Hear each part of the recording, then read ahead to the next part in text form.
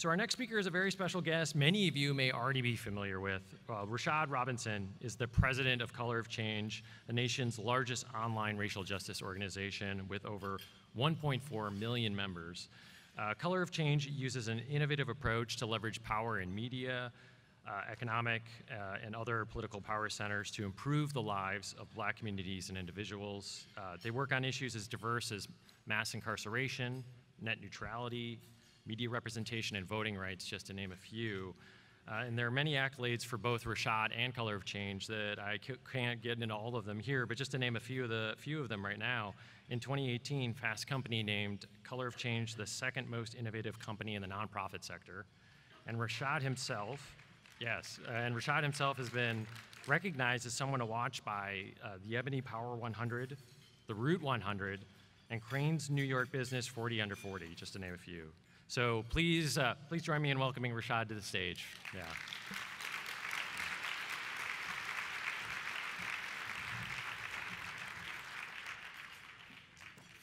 Thanks, appreciate it. How we doing? It is such an honor to be with you all. An honor to be with people who every single day are working in their communities to build the type of infrastructure, the type of conversations that begin to change the rule about what prosperity looks like, what economic opportunity looks like, what our future should look like. I want to root my conversation today in how do we actually break through in the era of a lot of noise, where there's so much information hitting us every single day, from the internet to the TV, to radio, to newspapers, and that information can sometimes be confusing. It can oftentimes outrage us. It can sometimes inspire us. But oftentimes, if we're not figuring out the right way to use that information, we lose that opportunity. So I want to talk about, in this modern era of digital engagement, how do we actually make use of our time and our energy to make real change, to make our advocacy actually stick and translate to the type of real-world victories that make people that we care about, the people we show up here in DC, the folks that you all are showing up on the Hill on behalf of, how do we work to make their lives better? So I want to start by talking a little bit about my organization, Color of Change. We were founded in the aftermath of a flood, Hurricane Katrina. It was caused by bad decision makers, and it turned into a life-altering disaster by those same bad decision makers. How many of you remember those images of Black people, or remember it from being there? Black people on their roofs, begging for the government to do something and literally left to die. I remember it. We are remembering that anniversary right around now, that remembrance right around now. Katrina illustrated, though, a lot of things that we already knew about geographic segregation, generational poverty, the impacts of what we've done to systems like our climate, education, justice. But at the heart of it, no one was nervous about disappointing Black people. Government wasn't nervous, corporations weren't nervous, media wasn't nervous. And so when institutions are not nervous about disappointing your community, it doesn't matter what kind of research report you have that illustrates all of the data and the facts. Research is important. It doesn't really matter what kind of legal case you bring if you don't have the power to implement any wins, although the law is important. It doesn't necessarily matter what type of technology our friends build, although technology is important. In moments like Katrina, we can't research our way, legal our way, code our way, or even nonprofit executive direct our way out of those problems. It takes a new type of movement building and narrative change to actually translate those aspirations, to force those in power to actually be nervous about disappointing us. Because by making them nervous about disappointing us, we can start building the infrastructure to make possible the type of policy solutions that we all recognize are needed. At Color of Change, we operate from a theory of not mistaking presence for power. Far too often, I think that we mistake presence for power. Presence is visibility. It's awareness. It's not necessarily a bad thing. Presence is a black president or a pop star that can announce she's pregnant and stop the internet. Presence is important. But when we mistake presence for power, we think that we've done something that we actually haven't done. When we stop simply at the conversation, or simply at the retweet, or simply at the front page story, and we think about that as our end metric of success, we miss the moment to actually deliver the type of change that our communities deserve. Power is the ability to change the rules. And sometimes those are the written rules of policy, and sometimes those are the unwritten rules of culture, of how folks are treated, whose voices are heard, how policies and practice are actually implemented in the real world. Presence versus power has to be part of how we think about this work every single day, and not allowing, in the age of social media and the age of a lot of noise, to mistake the presence that we build for actual power to change the rules. We operate from a theory that people don't experience issues, they experience life. That the forces that hold people back are interrelated. Economic inequality requires political inequality to survive. A racist criminal justice system requires a media culture that constantly feeds the type of images that supports that criminal justice system, and so forth and so on. Racism is a shapeshifter. And so what ends up happening is, if we think we can just solve our inequality or issues in one area, not focus on another area, the poll taxes of the 60s become the voter ID laws of today. Jim Crow becomes mass incarceration, and so forth and so on. If we are not actually building power for those most impacted, having them write their own stories of their liberation, then what we are trying to do is trying to solve for racism or poverty or inequality without the people who are actually most impacted. We cannot solve for lack of power by leaving those who are powerless outside of the conversation and without the power to solve their own problems.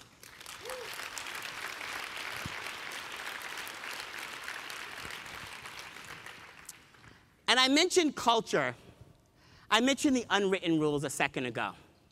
The unwritten rules are so incredibly important. I know we are in DC, where we are supposed to talk about the written rules and policy and the fine details of legislation, and that is incredibly important.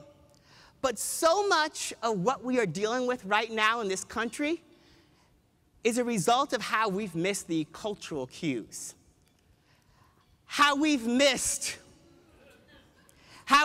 what's happened in our culture. All right? So this was happening about a year into my time coming into Color of Change. I've been executive director, president, whatever they try to call me, for about 7 years. And about a year in,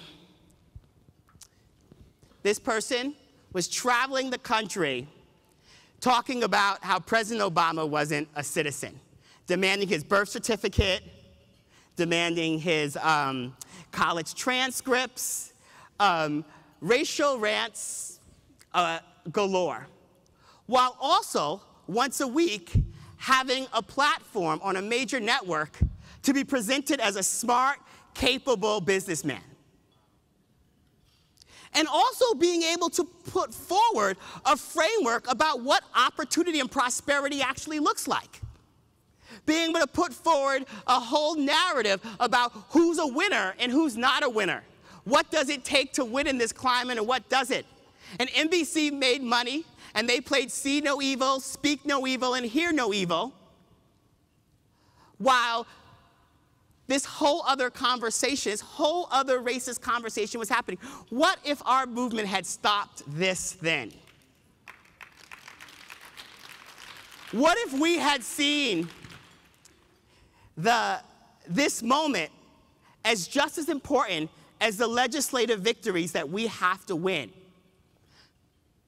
I know because Color of Change was much smaller at the time. I launched a campaign at the organization around this and sent out the email, and we had some folks sign it, and I instantly started getting emails from colleagues out in the field. I don't know why you all are paying so much attention to this guy. He's an idiot.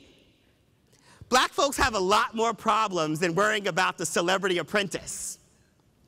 Yeah, I get it, culture is important, pop culture is important, but there's like more important things you should be concentrating, Rashad. I say this to say, and I still have those emails, they may be like in my book. I say that to say that the written and unwritten rules have to be part of what we do every single day. Because we didn't stop this then, and so now we are here right now. And this is where we are at. Having to recognize that our strategies have to change, that President Obama was a change candidate, just like George W. Bush in many ways, and Donald Trump is a change the rules candidate. And what I mean by change the rules, and what I mean by what does that mean for how we operate, is that we may have disagreed with the policies of a previous housing and urban development secretary, but we knew they knew something about housing and urban development. When I say change the rules, it means that at one point in time, we trusted that judicial rulings might get implemented, that papers might be shared like they're supposed to, that information would move, and elections would be won or lost sometimes on the merits. It wasn't perfect, and let's not pretend like it was, but changing the rules means that we need a new type of archetype, and we have to show up differently, recognizing that the rules have changed, and so we have to change. And so after the election, we really recognized that our work had to change. We had spent years pushing on the Department of Justice around criminal justice issues, on HUD around housing and safety and lead poisoning and so many other issues. But right after the election, we had decided that, we can't keep doing that. We have to shift our strategy and shift our approach, because the ability to actually make people feel like their time and energy is valuable and important has to be table stakes for what we do every single day.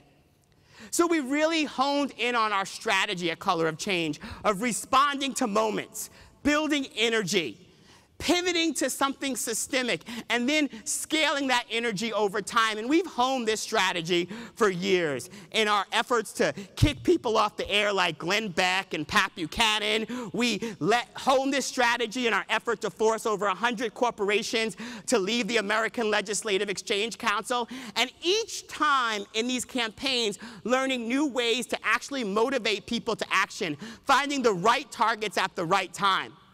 And so after the election, we watched as major corporations, many of them, their CEOs speaking out against the president during the election cycle, joining the Trump Business Council. And we said, you can't come for black folks' money by day and stand with him by night. And we're going to make a demand that you actually make a choice. And we launched a campaign, and we had behind-the-scenes conversations. At the same time, we watched the rise of white nationalists and white supremacist organizations, many of them actually forcing us to have to change our whole security practices. We had to hire the security director from the Southern Poverty Law Center to do a whole security scan of our organization, and we don't have their endowment. I say all that to say that our strategies had to change. We had to think about who were our targets, and we honed in on really focusing our energy on enablers. recognizing that we couldn't go hat in hand to folks who had already made a decision that they did not care about our communities. We had to go to the enablers who said that they do care about our communities and force them to be accountable. And so we built out these campaigns and we educated our members. And when Charlottesville happened, and this conversation of two sides to white nationalism and white supremacy, we supercharged that campaign. And credit card companies that had been allowing white nationalist organizations to process fees, donations for buses and paraphernalia, those folks were telling us for months, we can't cut off white nationalist organizations. You have to go talk to the banks. And I'm like, if you were processing fees for ISIS, you wouldn't tell us to go to the banks. You have to go to the banks. The banks would tell us you have to go to the credit card companies. After Charlottesville happened, we launched our No Blood Money campaign. We mobilized over 150,000 of our members, and suddenly, all of a sudden, the banks could do it and the credit cards could do it. 10, 15, 20, 40, 50 now organizations have been cut off from being able to raise money online through credit card platforms as a result of everyday people holding institutions accountable, focusing both on the government and on corporations. At the same time, we mobilized against corporate CEOs and forced them to start divesting from the Trump Business Council. CEO after CEO said we had enough. Suddenly, the Trump Business Council was disbanded, but it was disbanded long before Donald Trump made that decision. It was disbanded because black people and their allies stood up and told corporations that you can't have it both ways.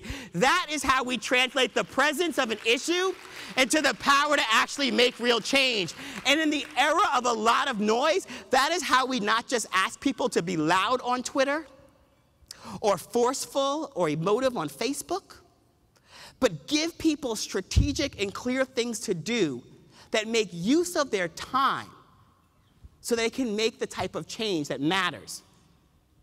Respond, build, pivot, and scale, with the pivot being the most important, so we're not in this never-ending game of whack-a-mole. You know that game at the carnival where you hit something and something pops up and you hit it and something else pops up? And we could be playing that game over and over again as advocates and actually not make the type of change that we actually need to make. That's why when we say power is the ability to change the rules, for us, that is critical. I want to talk a little bit as I end about narrative. We hear a lot about narrative. Narrative has become a buzzword in our movement, and sometimes people mean communications when they mean narrative. But I want to talk a little bit about some of the things we think about when we think about narrative. Far too often, folks think of inequality, poverty, racism as unfortunate, almost like a car accident. And when I say some people, I'm not talking about the opponents to the things that we care about. I'm thinking about our own people. Far too often, it's framed that way in our popular culture. It's framed that way in our media. And when inequality is framed as unfortunate rather than unjust, we get solutions that actually don't change the systems. We get folks who want to go clean up inner city schools, which is a very noble thing to do, but they don't want to actually change public education or deal with the fact that those schools are crumbling in the first place. We get folks that want to deal with reentry, which is noble and important, but not actually deal with mass incarceration in the first place.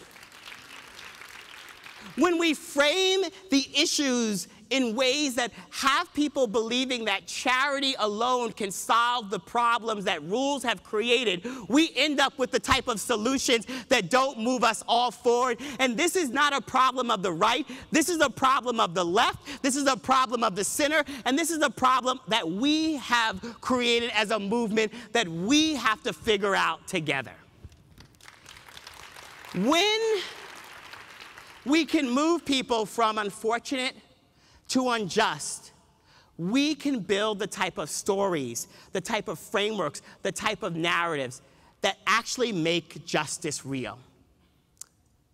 I sometimes open with my story, but because so many of you all are working on prosperity, I want to end with it.